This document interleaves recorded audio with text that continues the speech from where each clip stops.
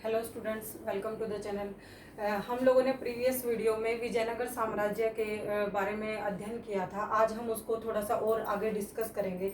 हम लोगों ने ये जाना कि कैसे कृष्णदेवराय जो है वो उसका जो है एक पीरियड ख़त्म हो गया था। फिर उसके बाद अच्युत देवराय आता है 1529 से 1542 तक। उसके टाइम में जो है एक पुर्तगाली घोड़ों का व्यापारी आता है जो कि नूनीज, आप ये नाम ध्यान रखेंगे। फिर उसके बाद क्या होता है कि सदाशिव राय आता है। बीच में एक वेंकट प्रथम भी आया था, लेकिन उसका इतना कुछ महत्वपूर्ण कार्य नहीं रहा।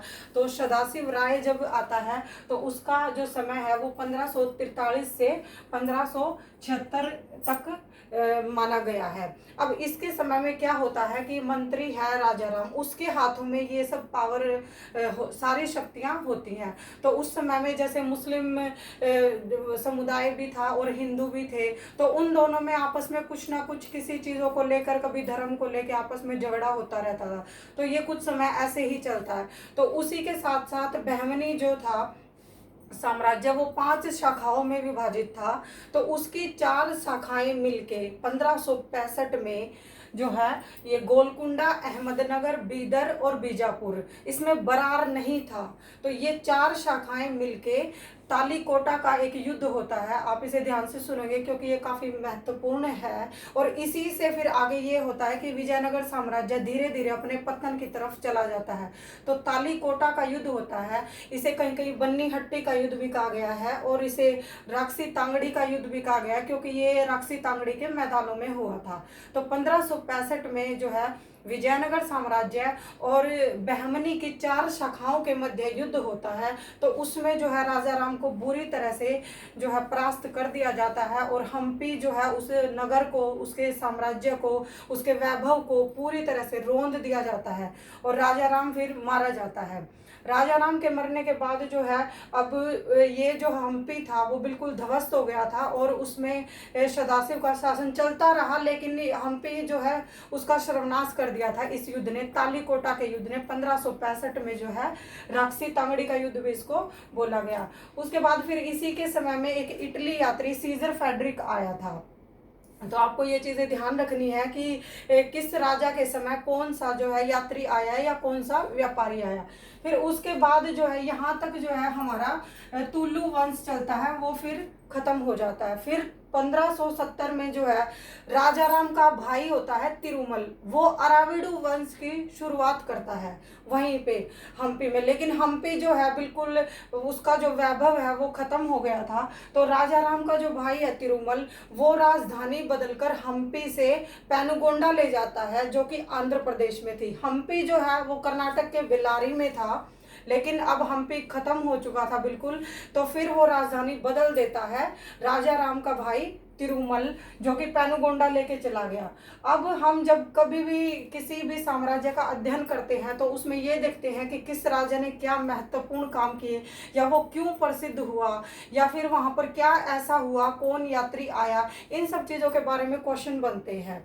तो सबसे पहला हम देखते हैं कि यहाँ का प्रशासन कैसा था, विजयनगर साम्राज्य की प्रशासन व्यवस्था कैसी थी। तो विजयनगर साम्राज्य को प्रशासन के हिसाब से हम 2 चीज़ों में बांट देते हैं। पहला एक होता है नायकर या न्यायकर भी बोलते हैं इसको। तो न्यायकर या नायकर जो है वो मिलिट्री चीफ होता था। मिलिट्री चीफ पूरी सेना का एक हेड हो गया। तो इनको जैसे राजा कुछ जमीन देता था, उस जमीन पर ये जो है अपना काम करते थे, खेती करते थे या कुछ भी ऐसा, और फिर ये राजा को सुरक्षा प्रदान करते थे, जैसे हाथी, घोड़े या कैवलरी मैन जिसको बोलते हैं, वो सब चीज़ें वो मिलिट्री चीफ प्रोवाइड करता था। तो इसको जो मिलिट्री चीफ को जमीन दी जाती थी उसे अमारम या कहीं कहीं किसी किताबों में मनियम कहा गया है, अमारम या मनियम। तो नायकर जो था वो मिलिट्री से संबंधित था। दूसरा फिर आ गया एक ग्रामीण स्तर पर। ग्रामीण स्तर पर क्या होता है, उसको आयगर या आयकर बोलते हैं, आयकर, आयकर या आयगर। तो ग्रामीण जो लोग थे उनमें जो है वो क्या करते थे कि 12 ऐसे सदस्य ले लेते थे। वो एक परिवार से भी हो सकते थे या कहीं और परिवारों से भी हो सकते थे, जो कि अपने कार्य में कुशल होते थे। ऐसे व्यक्तियों को चुना जाता था जो कि उस प्रशासन व्यवस्था को, ग्रामीण व्यवस्था को अच्छे तरीके से संभाल सके। तो इसमें यह है कि इनको भी फिर कुछ ऐसी जमीन दे दी जाती थी जिसपे उनका उत्तराधिकारी हो जाते थे। जैसे अगर परिवार को मिली है तो फिर आगे वो परिवार या वंश उसी जमीन को पे काम करता था और अपनी प्रशासन व्यवस्था को संभालते थे। फिर उसके बाद जो है विजयनगर साम्राज्य में जो है सोने के सिक्के चलाए गए। ये सोने के सिक्के जो है शुद्ध नहीं थे, ये कुछ मिश्र धातु के बने होते थे, तो शुद्ध सोने के सिक्के नहीं थे। तो इन सिक्कों को जो है वारा बोला जाता था, वारा, वारहा। तो और जो है परता भी एक होता था जो वारा का आधा होता था। वारा का आधा जो है वो परता कहलाता था और परता का 10वां हिस्सा फनम कहलाता था। फनम या फानम भी किसी किसी बुक में लिखा गया है, तो आप ये चीज ध्यान रखेंगे। तो यहाँ पर जो क्या है कि सोने के सिक्के चलाए लेकिन वो शुद्ध नहीं थे और सोने के सिक्कों को वारा बोला गया और वारा का आधा भाग जो है वो परता था और परता का 10वां हिस्सा फनम या फानम कहलाता था। फिर इसी से जैसे प्रशासन व्यवस्था में हम एक पॉइंट और स्टडी करेंगे कि जो वहाँ पे जो प्रदेश होता था उसको मंडलम बोला गया है, मंडलम। और मंडलम जो है, मंडल का जो हेड होता है उसको मंडलेश्वर कहा गया है, मंडलेश्वर।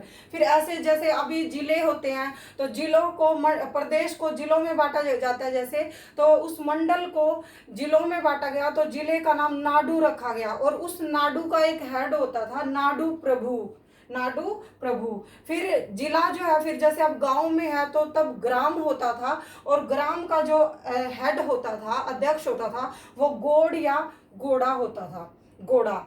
तो आप ये चीज ध्यान रखेंगे। और ऊपर से जैसे आपने जो है अध्ययन किया होगा या अभी प्रीवियस वीडियो में हमने बताया कि कृष्णदेव राय ने विठल स्वामी मंदिर, विजय महल या हजूरा मंदिर बनवाया था। तो इनके जो दक्षिण भारत के इन मंदिरों की जो एक विशेषता थी कि उसमें एक मंडप बना हुआ होता था। मंडप क्या होता है कि जैसे थोड़ा सा एक ऊंचा कोई प्लेटफॉर्म कर दिया और उसके ऊपर का हिस्सा खुला छोड़ दिया जाता था जहां पर जो है मुख्य देवी या देवता विराजमान होता था। तो ये जो है विजयनगर साम्राज्य के मंदिर की एक विशेषता हो गई कि उसमें एक मंडप होता था जो ऊपर से खुला होता था लेकिन ऊंचे स्थान पे होता था जहां पर मुख्य देवी या देवता होता था। एक जो है विठल स्वामी मंदिर और हजूरा के मंदिर की जो दीवारें हैं उन पर रामायण और महाभारत की जो कहानियां है ना वो उकेरी गई हैं। तो ये चीजें आप ध्यान रखोगे क्योंकि क्वेश्चन इन्हीं में से बना होगा कि मंडप जो है किस साम्राज्य के मंदिरों की विशेषता है। तो आपको पता होना चाहिए कि ये विजयनगर साम्राज्य के मंदिर की विशेषता है। या रामायण या महाभारत की कहानियां जो है इंस्क्रिप्ट की गई हैं, उकेरी गई है, वो किस मंदिर पे है, तो वो है विठल स्वामी मंदिर या हजूरा मंदिर। एक और विशेषता है इन मंदिरों की कि ये अपने मंदिरों में जैसे घोड़े की आकृति भी रखते थे। तो वो सब चीजें आप ध्यान में रखेंगे। तो अब ये हम्पी जो है, अब विजयनगर साम्राज्य की जो शुरू में राजधानी थी वो हम्पी थी। हम्पी जो है वो वहाँ पे पंपा देवी से लिया गया है। पंपा देवी वहाँ की एक स्थानीय देवी थी जिसने शिव के एक रूप, विरूपाक्ष बोलते हैं थे वो, उसको पाने के लिए बहुत ही गहन तपस्या की थी। तो पहले ये हम्पी जो है वो पंपा से लिया गया है। फिर हम्पी के बाद जो है किसने राजधानी बदली, ये इसने राजा राम ने बदली, सॉरी ये इसने राजा राम के भाई जो है तिरुमल ने बदली, जो कि आंध्र प्रदेश के पैनुगोंडा में लेके चला गया। उसके बाद ये सब चीज जो है हमारा विजयनगर साम्राज्य लगभग पूरा हो चुका है। इसमें विजयनगर साम्राज्य में कृष्णदेव राय के समय में एक ये थी कि वो कला प्रेमी भी था और जो है उसे अन्य भाषाओं जैसे तमिल, तेलुगु, कन्नड़ या संस्कृत का ज्ञान था। तो उसे वीणा जो है उसका महत्वपूर्ण जो है प्रसिद्ध यंत्र था। वीणा में उसकी रुचि रुचि थी वीणा बजाने में, तो एक वीणा को जो है इस समय में महत्वपूर्ण स्थान प्राप्त था। अब ये विजयनगर साम्राज्य जो है इसके बारे में हमें पता कैसे चला, या फर्दर हमने जो हम्पी के बारे में अध्ययन किया है, या फिर इस साम्राज्य की जो विशेषताएं हैं उनके बारे में हमें पता कैसे चला। तो 1800 ईस्वी में ईस्ट इंडिया कंपनी के कर्नल एक जो है कोलिन मैकेंजे ने पहली बार हम्पी के अवशेषों से यह अंदाज़ा लगाया कि वहाँ पर क्या हुआ होगा, कितना भव्य ये हम्पी रहा होगा, और कितने अच्छे तरीके से जो है कृष्णदेवराय इसको आगे लेके चला गया, और कैसे कैसे इस नगर का फिर जो है विनाश हुआ। तो विजयनगर साम्राज्य की ये जो सीरीज़ है आपकी ये पूरी हो चुकी है। फिर आगे हम किसी और वंश पे डिस्कस करेंगे। Thank you.